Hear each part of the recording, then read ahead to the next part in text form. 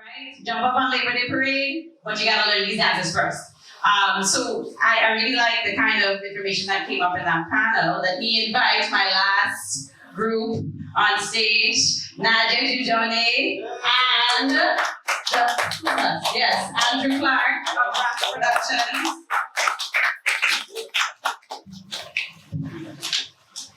Andrew Clarke is a singer, actor, aspiring playwright, director, and serves as the founding artistic director for both Brata Folk Singers and Brata Productions. A graduate of the Edna Manley College Faculty of Drama, Clarke is a 2008 recipient of the Prime Minister's Youth Award for Excellence in Arts and Culture. In an effort to pursue his passion in theatre and music, he moved to New York City and within a year started the Brata Folk Singers with the aim of helping to keep Jamaican culture alive and ensure it is not lost with the pioneers who have passed on. Also in a short time, Andrew's managed to start a not-for-profit theatre group, Brata Productions, which he hopes will afford Caribbean talents a platform to launch their careers in the creative industries. Nadia Dieudonné. Nadia has a lifetime of experience in traditional Haitian dance. By the age of 12, she was performing with well-known Haitian folk singer and activist Miriam Doris May. Today, after more than, well, this is an old bio probably, but more than 15 years of dancing, Nadia is recognized as one of the best banda dancers outside of Haiti. Yep. I have seen it. She regularly returns to the island where she attends various lacus, deepening her skills and understanding traditional practice. In 1994, Nadia founded Feet of Rhythm, Afro-Haitian Dance Company, which was created to preserve and promote the rich cultural traditions of Haiti. Feet of Rhythm has been featured at several venues within the US and abroad. She also started the Feet of Rhythm Kids Culture Program and Dance Company. She has taught Haitian music and dance in public schools, community-based organizations, and daycare centers. She has a graduate degree in dance education from NYU. All right, and they are talking on, let's find it, professionalism, longevity, and economic viability. So professional folk practitioners, professional leaders of companies, and how to make this work with the dollars. And to stay alive, all right? This works, but you gotta turn it on. So I don't know if y'all want to share it. Alrighty, so I came with my notes. She gave us some good prompt questions. Kind of happy I got this section. I'm really passionate about this. So I made notes for myself so I stay on topic because I can go on and on. So it's interesting when you're a cultural artist, a folk cultural artist, and I have to say folk cultural artist because as somebody that works in traditional culture, most times when people reference, and I speak from a Jamaican perspective, most times when people reference Jamaican culture, they immediately think the contemporary. So they think dancehall, reggae, and for the wider Caribbean, it's dancehall, reggae, soca, zouk in some spaces. But for me, culture, and culture is ever changing, but for me, culture means traditional culture. We're rooted and grounded. And oftentimes our society, Jamaican folks, and even practitioners of the culture don't necessarily feel like folk culture needs to be well done and finessed. And that was one of the reasons that I was prompted to start Brata Productions, because you would go to these cultural events in church spaces around times when they were recognizing, when they're celebrating Jamaican culture, independence and emancipation. And it felt like some folks just decided 2 days before that they were going to put on some peasant skirts, wrap them head, and go up there and say, "Long time that we never see you, hold your hand."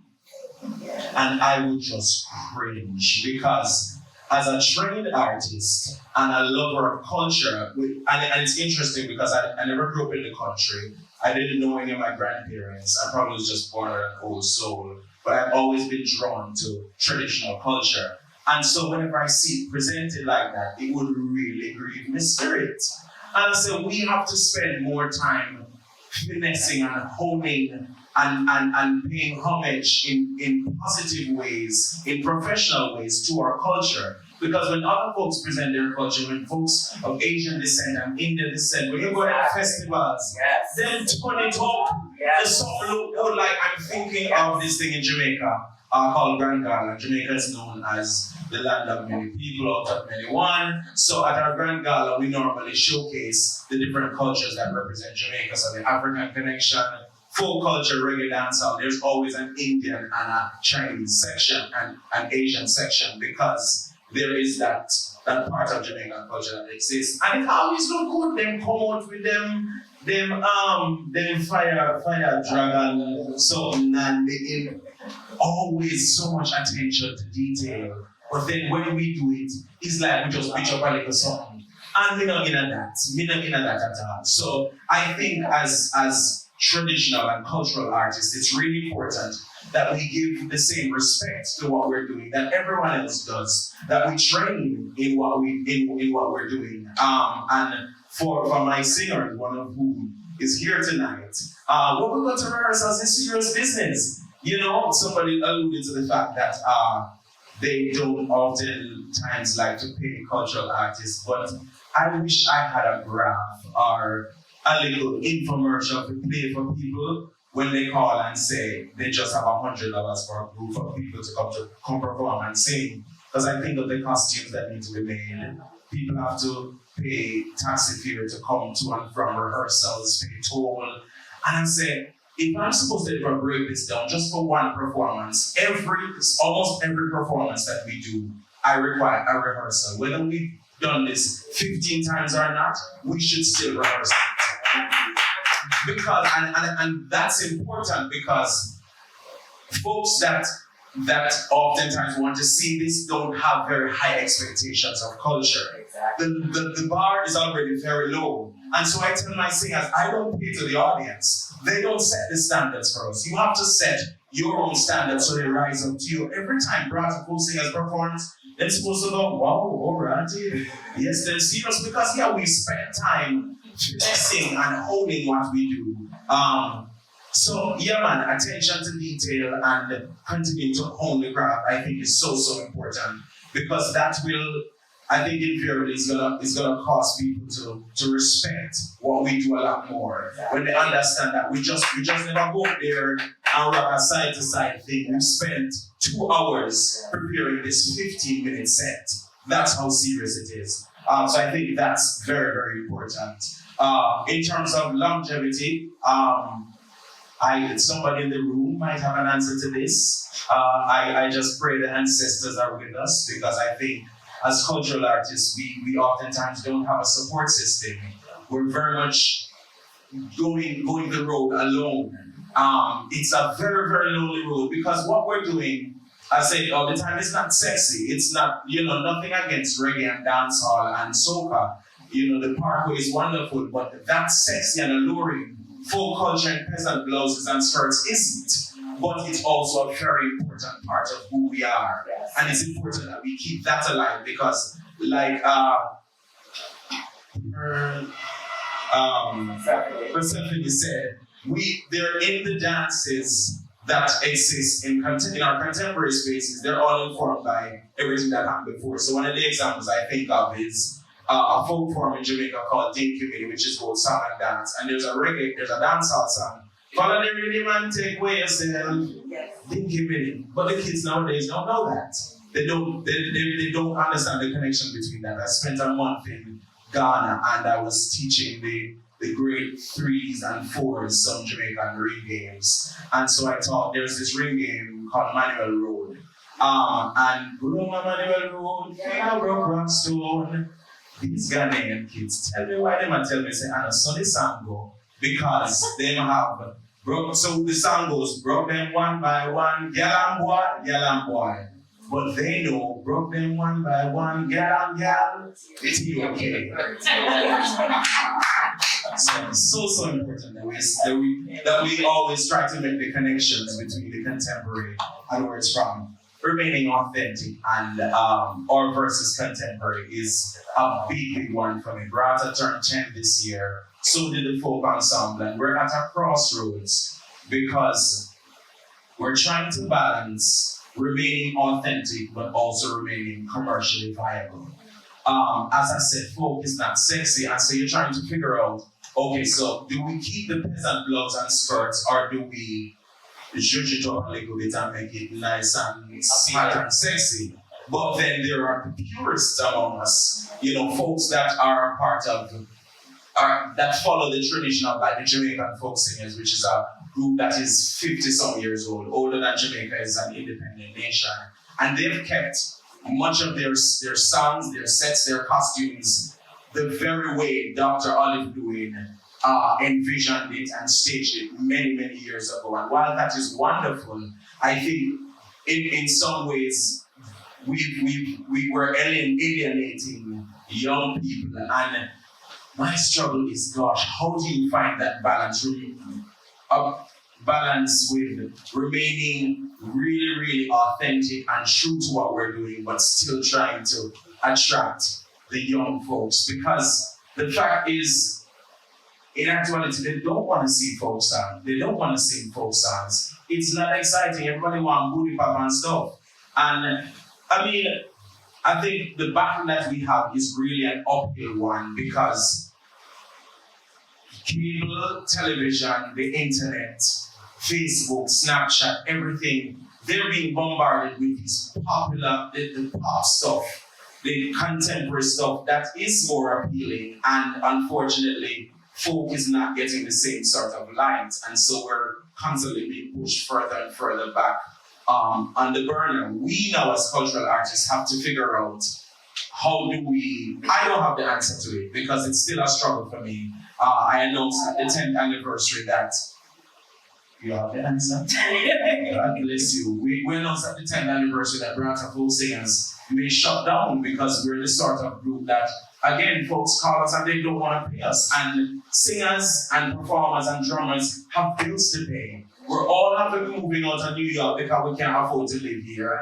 So I can't say to a singer, come to a performance for $50. Like, in the big scheme of things, what is $50 after you've rehearsed for 2 hours, traveled for 2 hours to and from rehearsal, 2 hours to and from a performance? That's a total of 8 hours divided by 50. Well, anybody work for $8 an hour nowadays? Nobody's gonna work for that. But they expect cultural artists to do that. It's a whole other conversation.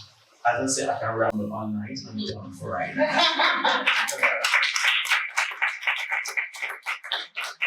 Thank you everyone for being here for this initiative. Thank you, Candice, for having me here.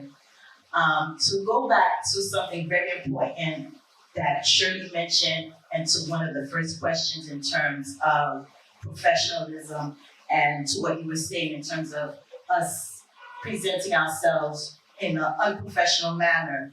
I think a lot of times, especially I see that with younger groups that are coming up, they try to dummy down what they do, especially in Haitian dance, because they want us to disconnect it with voodoo. Period. And so with that said, this is where the professionalism comes in, where we have to take a stance and do our research so that we present it with integrity, present it the way it's supposed to be, not what people expect us to present because they are fearful of it. And connect it with the history, with the dances. Yes, we know that folk comes from tradition, and that is our history, plain and simple. You don't want me to do Haitian voodoo, then don't hire me, because it's gonna be connected, whether it's through the song, whether it's through the dance, whether it's through the symbolism in the costuming, or the set design. So I think that's one of the reasons we struggle and try to dummy things down so we can make people feel comfortable. So what I try to do, and a lot of newer generations in Haiti I see do, we do, yes, incorporate the contemporary, incorporate something that can be tasteful to people's palates, but they also keep the traditional drumming. Like, I know there's many fabulous contemporary groups, but what keeps it traditional is the songs and the strong, powerful drumming that they keep in the contemporary style of dance. As for myself, I still keep my tradition because for me as a professional folk practitioner, I think it's important that I still do what I do with integrity. That's why I research. I've gone back to Haiti where I studied the traditional dances, where places they're called lapus, and these are spiritual settings where they still practice voodoo ceremonies that have been lost even in Africa. So you have people coming from Africa to study certain parts of Haiti traditions that are lost. and as myself as a dancer, I've gone to other Caribbean islands, especially Cuba, many times, where I've gone deep in the mountain. Maxine and I have experienced that, where Haitians there, that 3-generation Haitians there that were there after post-slavery in Haiti, keep the language intact without any Spanish influence. They keep their voodoo tradition intact without any Catholic images, and they keep the song and dances very traditional. And there's some information that I found there that is no longer explained in Haiti, only because when they migrated to Cuba after the revolution, they still kept some of these traditions intact. So as a full professional, I think it's very important that we still keep doing our research, still keep going to these African and Caribbean countries, looking for connections of what's still the same, what's different, and what, that we all have in common. Like, we all here, we're from different islands, different traditions, but we keep saying the same thing. So we do have a commonality. It's the spirit, it's the energy that keeps us all connected, and the main source is from Africa. In terms of finances, I don't know how we do it. If I didn't love it, I wouldn't do it. Because right now, there are no money for our style of dancing. Very few couple of dollars, but most of the time, I self-produce. My partner in crime, we put our money together, we produce it in hopes of getting money back at the door. And we've been very fortunate for our sponsors. We look for our local sponsors, people with like minds like us that want to invest in what we do. And oftentimes the struggle is real, and we know it, but we love it. And I think this is one of my mission, because I don't know why I do what I do. I mean, I've been fortunate. I've heard a lot of people say, especially when they're doing Haitian dance from Haiti, that their parents don't want them to do it. They had to do learning in secrecy. It wasn't my case. I was lucky when I was born and raised in the United States. After my mother was only here for 1 year, so she didn't know any English. So anything I did was Haitian. Haitian church, Haitian Girl Scout, Haitian dance class, everything I did. It was normal for me to listen to voodoo music at the house. My aunts, they were practitioners, my uncles, they were practitioners, so it was normal for me. And I didn't feel ashamed. And as one person said, if you didn't know where you're from, Michael said it, that armor. I always had that armor. People try to convince me that I'm not Haitian. I was like, what do you mean I'm not Haitian? My mother's Haitian, my father's Haitian. My veins of blood is running through my veins, or I'm Haitian. I speak the language fluently, so again, these are some of the challenges that we've all been saying. These are all some of the things that we face, but unfortunately for me, some of these things in terms of my home and my upbringing, I hadn't had to go through them, so which helped me more to even further my studies and further my research in Haitian dance and traditions. Another funny piece, an interesting thing happened a year ago, and it happened maybe 2 or 3 years before that. Whatever I say here stays in this room, by the way. So, somebody's live streaming. So I'm calling the names. But, Brata is a non-profit, so we're applying for grants. And of course, most of the grantees are, the grant makers are of a different persuasion. So I go to one of these workshops and I ask, I'm on live stream. So I ask, having applied, what would it take for an ensemble like Brata Folk Singers to be funded for the folk arts grant that this particular funder has? And the gentleman said to me, well, you're not folk enough. You're not traditional folk enough. Hear me out. Because I understand his position, not that I'm defending it, but I still find it problematic that he says, because as an ensemble we have choreographed movements, we play with a keyboard, and our harmonies sound wonderful and perfect, then that disqualifies us as a folk ensemble. And my question in that case is like, Mr. Whiteman, what you expect to do? Like, seriously, because if we're not this finessed we're even further down on the totem pole. And here I'm begging you for $5,000. $5,000 can't do nothing in the big scheme of things. That's nothing. So we have these folks that are in places of power that can make decisions, that can fund organizations that are trying to keep the work alive, and they're telling you you're not authentic enough. It's so problematic. So, yeah.